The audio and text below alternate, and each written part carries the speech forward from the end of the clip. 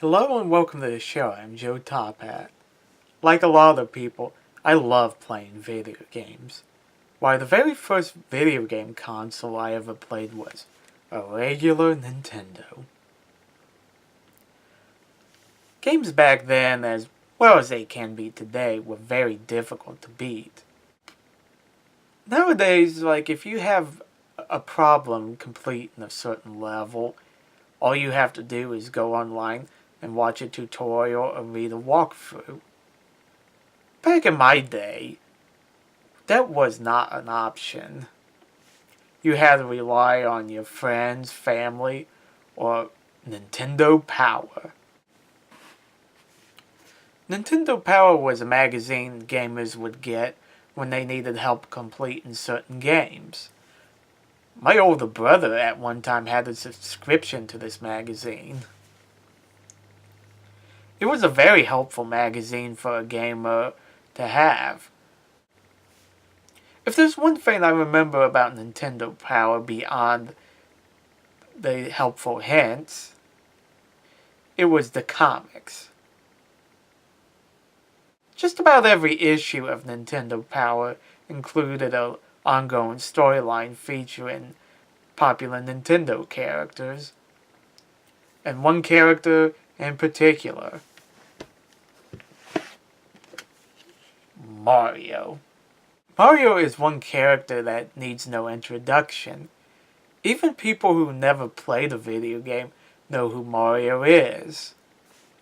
While he's mostly associated with video games, there was a brief time in Nintendo Power where he was featured in comics, starting in January of 1992 and ending in December of that year. The storyline in the comic series is basically the same as a Mario video game. The princess gets captured by Bowser, and Mario and Luigi have to go save her. But unlike in the video games, Princess Toadstool, as she was called back then, was a real badass. Just take a look at these panels. She's beating up the Koopa kids, and later on was beating up the Koopa Troopers and the various enemies that Mario had faced. Also, instead of waiting for Mario and Luigi to rescue her, at one point she rescued herself. Wow, she's unbelievably badass throughout this comic. Another thing about this series of comics is that Luigi has a huge appetite. From the very beginning, he's always complaining about being hungry. In fact, at one point in the comic, his hunger almost got him and Mario in trouble with a whole bunch of ghosts. I find it a little weird that Luigi was the one who has this appetite, because usually it's Mario who has a huge appetite, like he had in the Super Mario Bros. Super Show. One of the most memorable moments in this comic that stuck out in my mind as a child was the part where Luigi decides to dress up like the princess. You see, Bowser had captured Mario and sent one of his robots to inform Luigi that if he doesn't hand over the princess, well, let's just say it will end poorly for Mario.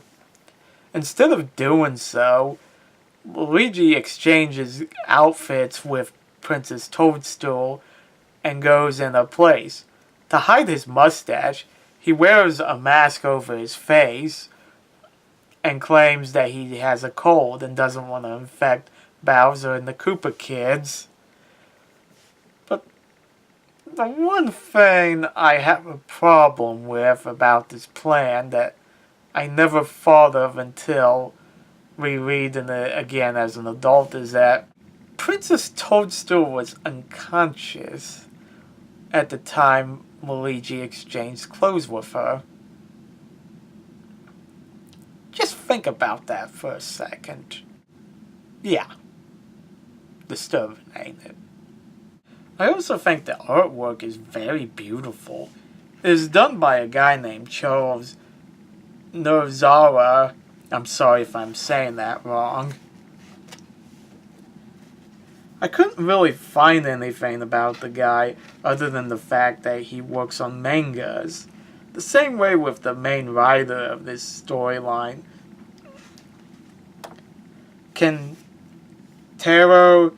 Takikuma. Again, I don't know if I'm saying that right, but the only thing I was able to find out about him is that he works on mangas as well. The whole thing just feels like an epic adventure, and seems like something that could have been adapted to animation if they had wanted to. Unfortunately, this was the only storyline Nintendo Power did with Mario. Well, there were two others they did involving Mario and Wario, but I don't really want to go into those. It's a shame that Mario hasn't been given an ongoing comic series. The character seems like he works very well in the comic format. I mean, just reading these alone shows he could survive in the comic book universe. So, if you can obtain a copy of this book, check it out. Anyway, that's my thoughts on the Mario Brothers comic series. Let me know in the comments section what you guys think, and don't forget to like and subscribe. See you later.